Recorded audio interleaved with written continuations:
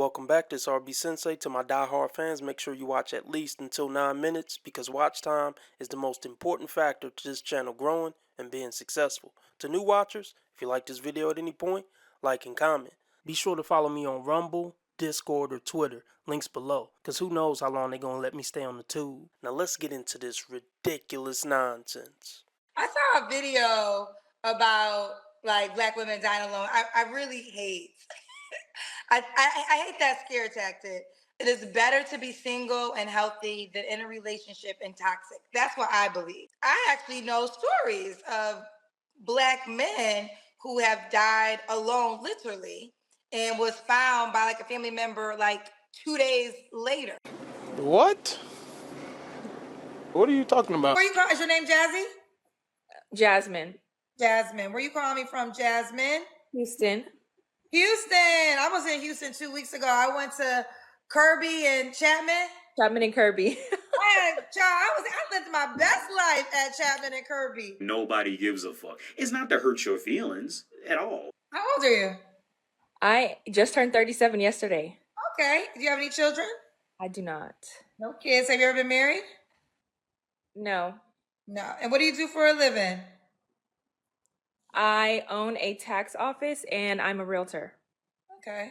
Nose ring, 37, entrepreneur, never married, no kids.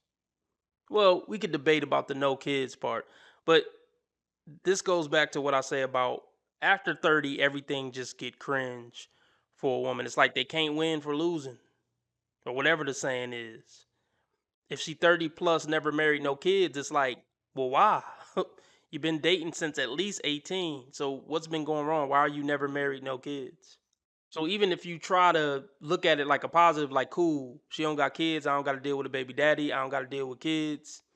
She never been married, so that's a plus. I would be her first marriage. But then when you think about it hard enough, you could spin it to being cringe too. I want to say this. There was a lot of men in Houston. Y'all need to go outside in Houston. There was men everywhere. I'd be outside. It's just something about that rubs me the wrong way. I don't know. I think it's just that I know too many people at this point here, and I know too much of people's business that I don't want to know. And so that's like, it could be a turnoff for me. Right. Maybe you know 10 people's business. But 10 versus the population, the male population of Houston, that's not a close number. So just stop it, ma'am. And admit you're just unbearable and undateable. What kind of man you looking for, girl? I like generous men, and not just necessarily financially or whatever, Definitely love gifts, but I need a man. I need somebody to come in and split these bills, however we gonna split them, 70-30, 60-40, 50, whatever. Okay? I need these bills taken off of me. All right? I'm willing to pay some of it, but paying all of it is breaking me. Okay? She has simps in her inbox on Instagram. She has simps in her TikTok comment section. I'm sure they'll buy you something. But she don't want gifts from those guys. She want gifts from the tall, handsome guys she would respect with charisma and stuff like that. Not the type of guys who would say, hey, goddess, in her TikTok comment section. But if she could have got that, she would have got it by 37. So like I said, it's just time for her to give it up. But you started off with generous child. So just give us examples of what generous means to you. So generous could, just, I guess more so like thoughtful. Like even if I'm at work and I'm like, I'm busy, so I may not even have time to order me some lunch. Just order me some lunch or something. What the fuck? Why? You a grown ass woman. Order your own damn lunch. I'm not ordering you lunch. I mean, maybe if we've been in a relationship for years or something, but in the dating phase, even in the beginning stage of the relationship, I'm not buying you lunch, bitch.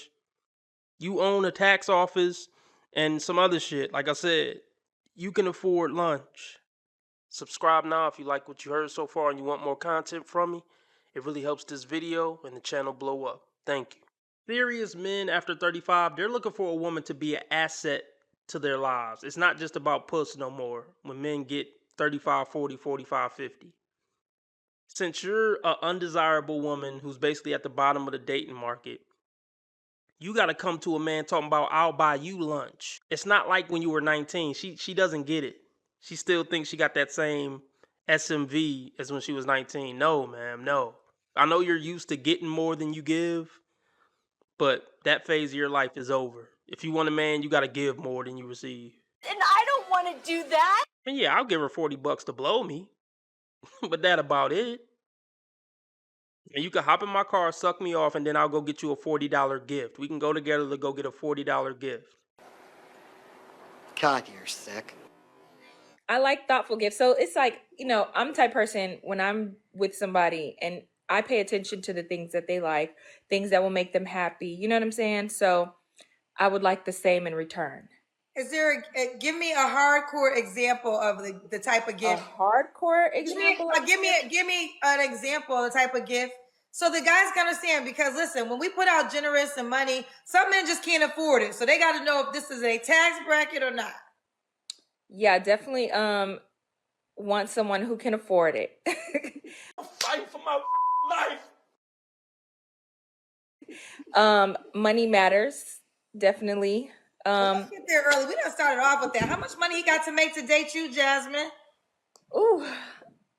I don't think I can necessarily say a number, but I mean, guys that I've dated in the past, majority of them are, if not a millionaire, definitely a couple $100,000. This bullshit has some broader implications. Why didn't you stay with any of those men?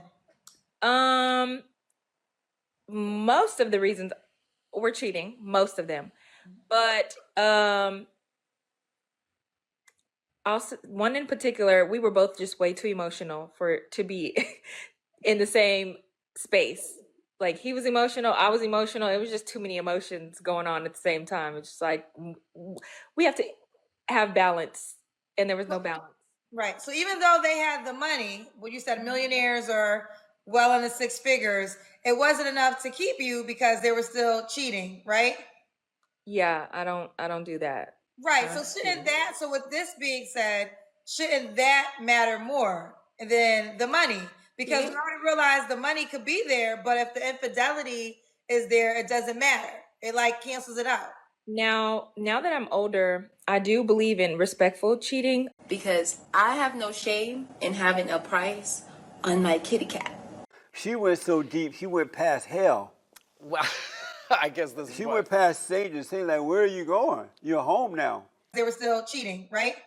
Yeah, I don't do that. I do believe in respectful cheating. You can't make this up. Crazy that so many side pieces think they're the main piece. I mean, it's because these men lie.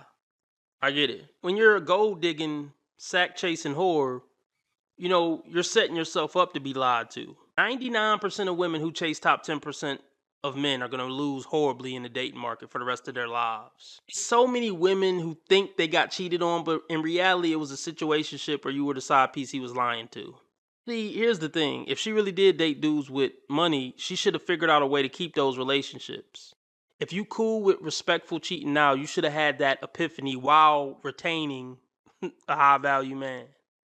I don't know why these women think just because they might have some type of cuteness on them, there's going to be a never ending train of high value men looking to wife them up. Some people expect a free ride through life, cruising by on good looks and luck. Let me tell you something right now. It don't work that way. I was thinking about this earlier. Women need to realize that ex-wives don't really like them. Ex-wives just think we like them when we're young and naive and don't know any better. As an ex, the sooner you realize that ex-wives don't really like you for you, but just when we were young we didn't know any better, the sooner they'll make better decisions on the dating market. I should know absolutely nothing about it. So if you don't know how to keep it under wraps, then that's a problem. I honestly feel like all men cheat. What you mean to say is all the niggas you up with ain't shit. Wow, this is the first on my show. Respectful cheating. So this is cheating where he's cheating so well, it doesn't get back to you. Mm-hmm. Let me tell you why. Let me tell you this. First of all, Oh Lord, I know. If she says something intelligent, I'll give her credit for it. But I'm willing. It's gonna be some dumbass shit. let me tell you why it's hard for men to respectfully cheat. Because it's not the men, it's the girls.